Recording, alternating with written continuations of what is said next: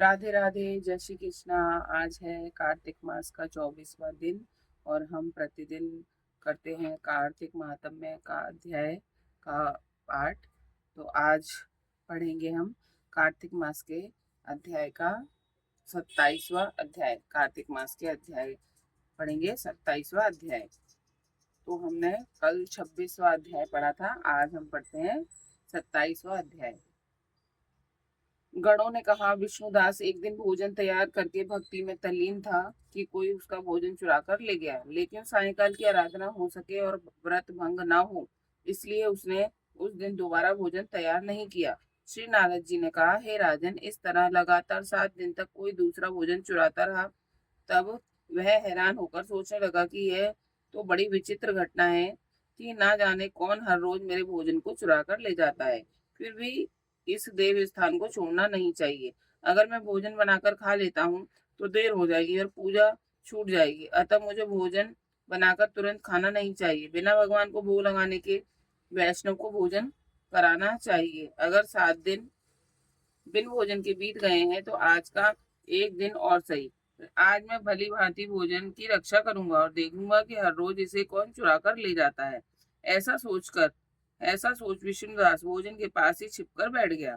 उसने थोड़ी देर बाद देखा कि वहां पर एक चांडाल आया, जिसका शरीर अत्यंत दुर्बल था, जिसके शरीर पर केवल चमड़ी ही चमड़ी दिखाई देती थी। जब वह चांडाल भोजन चुराकर चल दिया तो विष्णुदास ने उसे पुकारा, हे भाई, यह रूखा भोजन ले जाकर क्या करोगे? घी भी तो लेते जाओ। ऐसे कहकर वह श्रेष्ठ ब्राह्मण आगे को बढ़ा। विष्णुदास को अपनी ओर आते देखकर वह चांडाल तेजी से दौड़ने लगा। वह ब्राह्मण से डर गया, लेकिन निर्बलता के कारण दौड़ भी तो ना सकता था। अतः वह भूमि पर गिर पड़ा और मूर्छित हो गया। चांडाल को मूर्छित देखकर विष्णुदास लपक कर उसके पास पहुंचा और अपने वस्त्र से उस पर हवा करने लगा। और उसके बाद उसने जो कुछ देखा उसे देखकर वह आश्चर्यचकित रह गया।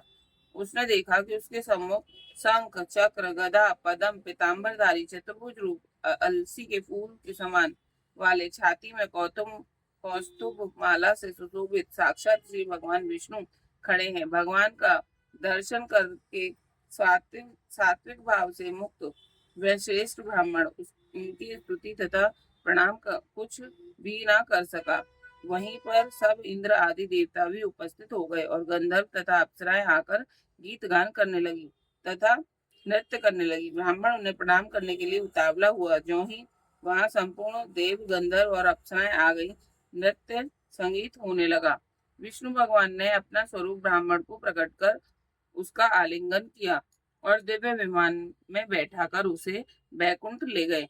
दिव्य विमान में ब्राह्मण को विष्णु के साथ जाते हुए चौल राजा ने भी देखा।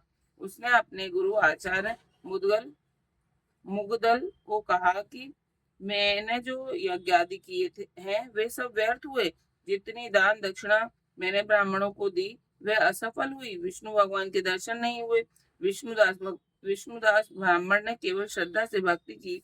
उसके प्रभाव से विष्णु भगवान ने आकर उसको दर्शन दिए।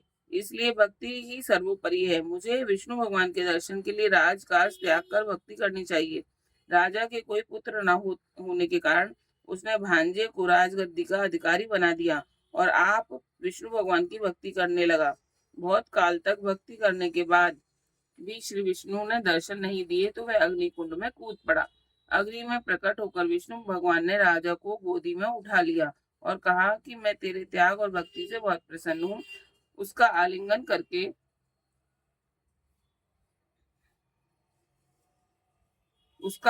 करके उसको दिव्य विमान में अपने साथ बिठाकर बैकुंठ लोक में ले गए। भगवान विष्णु ने अपने समान रूप वाले ब्राह्मण को पुण्यशील और राजा चोल को सुशील नामक नाम देकर दोनों को अपना द्वारपाल बनाया।